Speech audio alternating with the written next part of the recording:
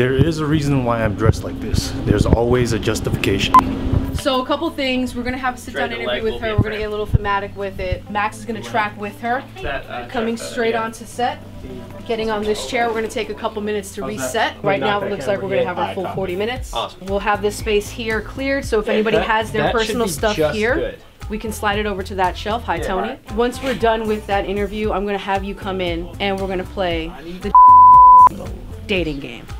Oh, damn. It's happening. Well, I mean, listen, if Tony Tony came in with his full look. Alright, fuck it, I'm down. This is the face of a defeated man. Complex is working on a bigger piece with and there was a time crunch, so didn't really get enough time to actually talk with her. Angel fucking Diaz. So Joe Budden Podcast. Getting a lot of traction today because Pusha T was a special guest. He shared his side of the story. I assume you watched The Shop where Drake shared his side of the story. Yeah, I watched that. That was propaganda, but yeah, I watched it. Who I believe more? I believe Pusha T more. I get why Drake thought what he thought because of the whole situation being in Wyoming. 40 calling him, telling him that it's some funny shit going on. Told him when his album was dropping, and then the next thing he knows, all of Good Music is dropping in June. He put 2 and 2 together. If 40 did what he did, it's on 40.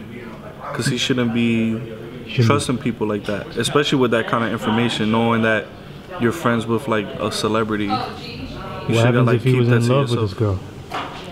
I mean, so from what Pusha said, she didn't do it maliciously. Like she was just talking. She didn't think that they was gonna use it. He was gonna use it for a record. You know what I mean? But it's still weird that she would still divulge that information to them. I feel like Drake can't drop that record now because if it's not as bad as he said it is, he's gonna look crazy. Send that to Dennis. Alright. What's up, Medea? Hey. Andrew, we need to come up with a point of an attack. MadeinTYO is coming by. Got a new album coming out. For those who aren't familiar with your music, how'd you get your name? I lived in Japan from 9th grade to a year out of high school. Had prom in Tokyo. Probably my first time ever skipping school was in Tokyo. That's where I learned myself. That's where I was made in Tokyo. Look, so check this out. Check this out. Check this out. So check this out. You're like, this is how it'd be. Like, you ever met academics? Nah, not in person. Not in person. Online, we done messaged before. He done said things about me. You guys are not on good terms? No, we cool. We cool. Okay, I just love saying that. Check this out. This is your first official album. Yeah, first. And what's crazy is the track list and the features you got. It reminds me of like Die Lit mixed with Astroworld. What I love that Travis did was all the features on his album sounded like they belong there. It paints a picture. It paints a picture, like and it's do like what they need to do for the record. Exactly. There's not like a dividing line between like, oh, this is where his verse got mailed in. Like it sounds like they were in the studio together. That's fire. Drip Harder came out like what, 2 weeks ago? Fucking crazy, right? I love it. And one of my favorite records on there, it's not even the Turn record, it's Close Friends. Yeah. And that shit is so fire. And that was just Baby, right? Yeah. But you got Gunna on the project. Yeah. You got Gunna. Gunna's fire. Gunna's fire. Like I've been rocking with him like since where it was just Playboy Cardi on his project. Like like I think he got swag. So this was like a physical link, like you actually got in the studio. No, I sent this one to him. I sent this one to him early though. Like it was like before like his last project came out. I've always liked YSL. I've always liked Thug. And when I ran into Gunna's music, it made me even like it made sense. I love the record Chuck E. Cheese. I feel like my fans will too. Ferg recently hit me and sent me a beat and was like, yo, lay a verse and a hook on this or whatever. So I recently sent it back to him. Shit, so maybe we be on the lookout for a Ferg's always feature. Ferg's always trying to work. I love the fact that like he really likes to work. He really likes to work with me. Like I like the fact that he even hit me up to like, yo, I want to do something. It's fire. Well, so, Ned Flanders came out fire, so it's like, why? If it's not broke, don't fix it, right? Yeah, bro. He jumped right on the bus, like on the tour bus, and just laid that verse.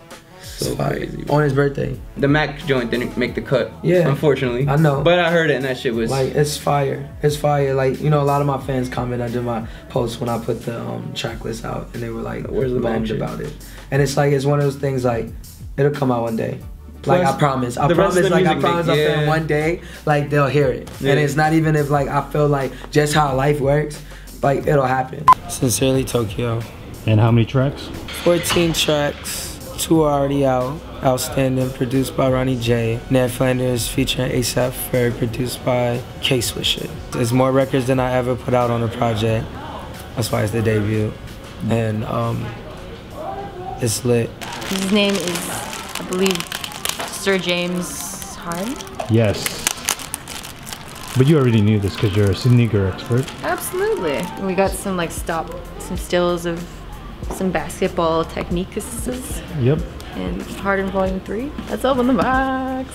Ooh, wow. Oh. Check this packaging out. This is very cool. The bearded one. Some serious graphical design going on in here. There's a card. Little card. Harden Volume 3. Got the game moving in slow motion. Cool. Something to think about philosophically. Einstein needed an eclipse to prove time slows. Bars. Science bars. Science bars. My favorite type of bars. So it's in this Mylar thingy. Is that what's used in outer space? Exactly. Much like Einstein would have used when he went to outer space. Twasium. Twasium? AKA the third. Okay. So that's the nickname. What's the official name? The official name is the Silver Space Boys. Silver Space Boys. Because I'm getting a serious like outer space vibe with all this. Yeah. I like this kind of like clear but like sort of glittery sole. Yep. Are we a fan of Boost? Yeah, definitely. Well, I've never had a pair of it, but it seems like it's extremely comfortable. And it seems like it also looks nice. So those two things are important. We got a little strap action right here. So you can, don't do that. How many points can you score in this? A lot of points. This is going to enable you to score at least 62 points. Ooh, that's MVP numbers. Yeah, seriously. And this side it says lucky. So it'll bring you good luck. That's good, right? What about this side? This side, let's see if it says, also says lucky. Oh, so double the luck. Double the luck, man. What more could you want? In honor of the NBA coming back, which there's a ton of games tonight, Olga's gonna close out the episode by spelling Giannis Antetokounmpo, just the last name, and away we go. ANTETOKOUNMPO. Oh, we got a winner!